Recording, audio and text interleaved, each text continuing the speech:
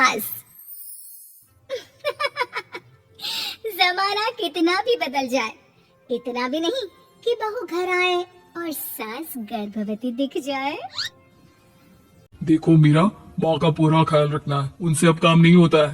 क्यों, क्या हो गया है? तुम्हारी माँ तो हट्टी कट्टी दिख रही है, पूरी शादी में घोड़ी की तरह नाची है, अब क्यों काम नहीं होता उनसे? वो माँ प्रेग्नेंट है ना, बच्चा होने वाला है। मैं कभी भी भाई बन जाऊंगा इस साल के अंत तक। क्या बोल रहे हो? वो सर पर हाथ रखकर बैठ जाती है। यार पहले क्यों नहीं बताया? कैसा मजाक है ये? झूठ बोल रहे हो ना? हाँ, झूठ बोल रहे हो ना? तभी ससुर की आवाज आती है। बहू, पानी गर्म कर दे, तेरी सास को दवाई देनी है। समय पर दवाई ना दी तो परेशानी हो जाएगी। और हाँ, जरा काजू पीस कर दूध में मिलाकर ले आना। तेरी सास खुद से तो अपनी संभाल करेगी नहीं। हे भगवान, ये मैं क्या सुन रही हूँ? ये ससुर जी को क्या हो गया है? मैं क्या सोच कर आई थी? हाय रे, मैं तो किसी को मुंह भी नहीं दिखा पाऊंगी। अब ये रोना धोना बाद में करना, पहले गर्म पानी कर दो। माँ को दवाई देनी होगी। और हाँ, रात को माँ के पैरों में तेल लगा देना। बहू को गुस्सा आ जाता है, वो बड़बड़ करती किचन में जाती है जहाँ उसका ससुर खड़ा होता है। एक बड़ी जिम्मेदारी है हम सबके सरों पर। इस उम्र में माँ बनना खतरे से खाली नहीं होता। हाँ पता है, तो क्यों बन गई माँ? अरे खतरे से कम नहीं है तो क्या जरूरत थी लल्ला पैदा करने की?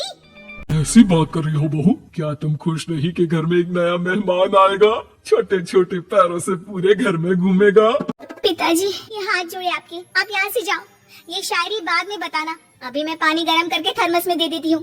सारा दिन पिलाते रहो गर्म पानी। और हाँ, ये बच्ची की बात बार बार मुझसे कोई नहीं करेगा। बहू का पारा अब चढ़ा ही रहता था। वो काम तो सारा करती, लेकिन किलस किलस कर। मीरा सारे काम से फुर्सत पाकर बैठी होती है कि माँ का फोन आ जाता है। बेटा, बहुत बड़ी जिम्मेदारी है तेरे सर पर, अच्छे से निभाना। ससुराल में हर किसी को खुश रखना वैसे तो मुश्किल है, लेकिन भगवान ही हिम्मत देता है बहू को हर कुछ सहकर सबको खुश रखने की। क्या बड़बड़ किए जा रही हो माँ? जानती भी हो कि यहाँ क्या चल रहा है? मेरी सास, अरे तेरी सास तो देवी है देवी। कितने खुश हो रहे थे सारे तेरी सूरत देख देख कर। पता नहीं जैसे बहू नहीं कोई मन मांगी मुराद मिल गई हो उन लोगों को। अरे बात तो पूरी सुनो। मन मांगी बुरा तो पूरी हुई है। अरे मेरी सास को बच्चा होने वाला है, प्रेग्नेंट है वो। क्या बकवास कर रही है मीरा? ये बात किसी को कहना मत। मुझे तो बता दिया, लेकिन अब अपनी जबान सिल ले। कहाँ है तेरी सास? बात तो करा मेरी। पूछू जरा, पोता पोती खिलाने की उम्र में खुद का बच्चा खिलाने का शौक कहाँ से आ गया? और आया भी तो बताना तो चाहिए था। अब क्या नाक कटाने के लिए हम लोगों से रिश्ता जोड़ा है? रुक, तेरे पापा से बात करती हूँ। मीरा फोन रखकर लेट जाती है। वो एक सपना देखती है कि उसकी गोद में एक बच्चा खेल रहा है। भाभी की गोद में कितना खुश दिख रहा है ना? लग ही नहीं रहा कि भाभी है। मैं तेरे लिए क्या लाया हूँ? सोने की बालियाँ। तेरी शादी में तो मैं बुढ़ा हो जाऊंगा ना। अरे कैसी बात कर रहा है बेटा? इसकी जिम्मेदारी तो तू ही लेगा। हम लोगों का तो कोई भरोसा नहीं, कब ऊपर वाला उठा ले। बहू को सास को देख देख कर गुस्सा आ रहा था। तभी वहाँ पड़ोसन आ जाती है। अरे बहू, तुझसे तो पूछने से भी डर लगता है कि कब खुशखबरी सुना रही है। अब तो अपनी 1 महीने की ननद की ही जिम्मेदारी संभाल ले, बहुत है। अपने जेवर भी रख देना और पैसे भी जमा करना शुरू कर दे। वो बात आगे बढ़ाती उससे पहले ही बहू जोर से चिल्लाकर उठ जाती है। नहीं नहीं नहीं नहीं, मैं अपने जेवर किसी को नहीं दूंगी। अरे कौन ले रहा है तुम्हारे जेवर? तुम औरतें भी ना सपने में भी जेवर ही संभालती रहती हो। मैंने जो सपना देखा है ना, सुनोगे तो होश उड़ जाएंगे।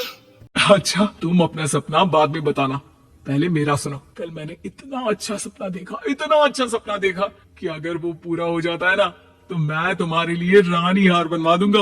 बहू अब सारे गम भूलकर पति का सपना सुनने में लग जाती है। अरे क्या सपना था बताइए ना? बोलिए भी तो, क्या सपना है? मैं पूरा कर दूंगी अगर बात रानी हार की है तो। बोलिए बोलिए। मैंने रात को सपना देखा कि माँ को बेटी हुई है और मुझे बहन। सच्ची, इस घर में बेटी हो जाए तो मैं तो झूम ही उठूं। मीरा का मुंह बन जाता है, वो चुप हो जाती है और सपने की बात याद करती है कि बेटी हुई तो उसे ही अपने गहने उसे देने होंगे। फिर तो रानी हार की जरूरत पड़ेगी ही। भाई लड़की बड़ी होगी, उसकी शादी होगी तो जेवर तो चढ़ाने ही होंगे ना। कहाँ से आएंगे वो? कितने समझदार हो तुम मीरा। मैंने भी यही सोचकर तुम्हारे लिए रानी हार लेने का सोचा था। अरे फूटी किस्मत मेरी जो ऐसा परिवार मिला। मेरे पापा की तो मैं अभी क्लास लगाती हूँ, जो सब जानते हुए भी ऐसे परिवार में मेरी शादी कर दी। बहू पिता को फोन लगाने ही वाली होती है कि ससुर की फिर से आवाज आती है। बहू गर्म पानी ले आ जल्दी, थर्मस में खत्म हो गया है। बाद में खबर लेती हूँ मैं पापा की, पहले सास को गर्म पानी दिया हूँ। बहू अभी किचन में काम कर ही रही थी कि मीरा के मम्मी पापा आ जाते हैं। वो हाथ में ढेर सारे फल लेकर आते हैं। मीरा के पिता मीरा के ससुर से कहते हैं, लीजिए भाई साहब, ये फल रखिए, बहन जी को खिला दीजिएगा। वैसे कैसी है उनकी तबीयत? बस पता तो है आपको, ऐसे वक्त में जो होता है बस वही सब। मुझे तो सुनकर बहुत गुस्सा आया था, लेकिन चलिए भाग्य में जो है लिखा उसे कौन टाल सकता है। डॉक्टर को दिखाए? हाँ बस डॉक्टर आने ही वाला है। अच्छा हुआ आप लोग भी आ गए। उतने में एक सुंदर सी लेडी डॉक्टर आती है। पेशेंट कौन है आप? अरे नहीं जी, मैं तो बहू हूँ इस घर की। मैं तो अभी सोच भी नहीं सकती पोता या पोती के बारे में। अभी तो मेरी सास ही। अरे चुप हो जाना, देख तो ले डॉक्टर है ये, किसी के भी सामने गुस्सा फोड़ देती है। डॉक्टर कमरे में जाती है और थोड़ी देर बाद बाहर आ जाती है। पीछे से सास भी निकल आती है। हे भगवान, इतना दुख तो किसी को भी ना दे जितना मुझे दिया है। देखिए बहन जी, आप लोगों को तो ये सोचना भी नहीं चाहिए था। वही तो मैं भी कह रही थी कि आप लोगों के लिए तो सोचना भी गुनाह है, लेकिन अब पछताए होत क्या जब चिड़िया चुग गई खेत। डॉक्टर वहाँ से चली जाती है। मैं माँ नहीं बन सकती, मैं प्रेग्नेंट भी नहीं हूँ। ये कैसे? तुम तो बोल रही थी कि अरे वो गैस का दर्द था और पेट भी गैस से फूल रहा था। डॉक्टर ने चूर्ण दे दिया है, गर्म पानी से भागना है।